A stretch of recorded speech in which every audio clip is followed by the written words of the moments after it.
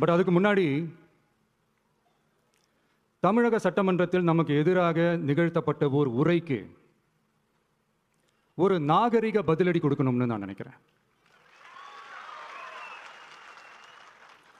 அரசியல் செய்ய விருப்பமில்லை, அரசியல் செய்ய விருப்பமில்லைன்னு அடிக்கடி சொல்ற முதல்வர் நம்மளை குறிப்பிட்டு பல்வேறு அவதூறுகளை பதிவு செய்வதன் வாயிலாக பெருந்தன்மையை பேரளவில் மட்டுமே பேசும் முதல்வர் 15/10/2025 அன்னைக்கு தமிழக சட்டமன்றத்தில் நமக்கு எதிராக பேசிய பேச்சில் எவ்வளவு வன்மத்தை கக்கியுள்ளார் என்பதையும்,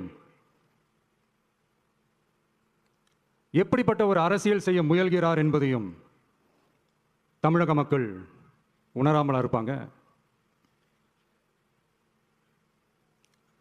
இந்த கரூரோட சேர்ந்து 5-6 மாவட்டத்துக்கு இந்த மக்கள் சந்திப்பு நிகழ்ச்சிகள்லாம் நடத்தியிருக்கிறோம், போயிருக்கிறோம். அங்கெல்லாம்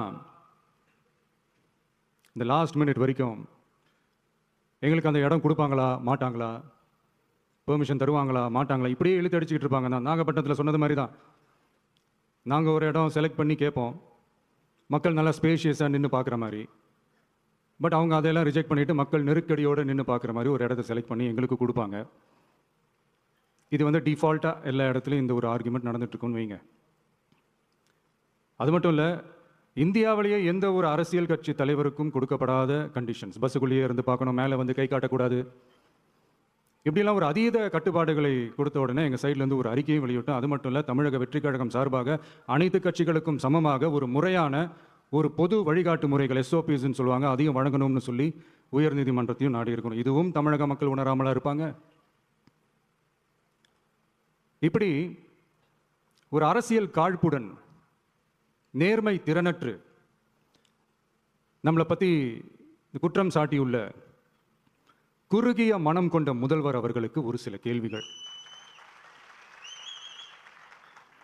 உச்சநீதிமன்றத்தில், அதாவது 13/10/2025 அன்னைக்கு உச்சநீதிமன்றத்தில் நடந்த அந்த விவாதங்களை வைத்தும் அந்தந்த உத்தரவுகளை வைத்தும் இந்த கேள்விகள்.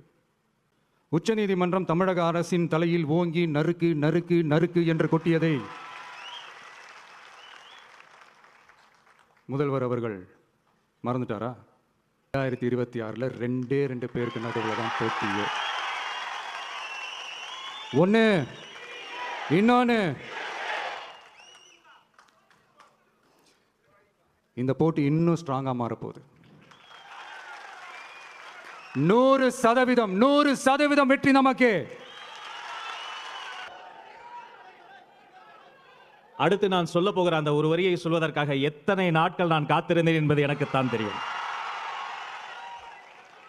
தர்மத்தாயின் தவ புதல்வரே, தமிழக வெற்றி கழகத்தின் தலைவரே, வருக வருக வருக. தலைவரின் தலைமை உரை.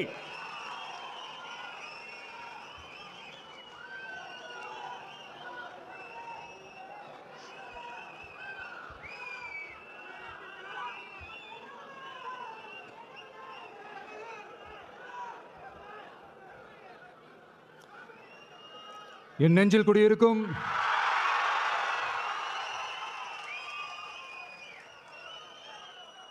என்னுடைய தோழர்களுக்கும் தோழிகளுக்கும் தமிழக மக்களுக்கும் என்னுடைய வணக்கம். நம்ம குடும்ப உறவுகளை இழந்ததுனால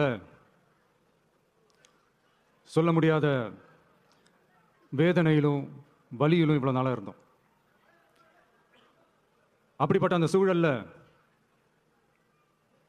நம்ம சொந்தங்களின் மனம் பட்டு இருக்க வேண்டியது நம்மளுடைய கடமை. அதனால தான் அவங்களோட சேர்ந்து அமைதி காத்து வந்தோம். ஆனா இப்படி அமைதி காத்து வந்த நேரத்தில் நம்மளை பத்தி வன்ம அரசியல் வலைகள், அர்த்தமற்ற அவதூறுகள்னு இந்த மாதிரி நிறைய விஷயங்கள் நம்மளை பத்தி பின்னப்பட்டன, பரப்பப்பட்டன. இது எல்லாமே வந்து சட்டம் மற்றும் சத்தியத்தின் துணை கொண்டு துடைத்து எறிய தான் போறோம்.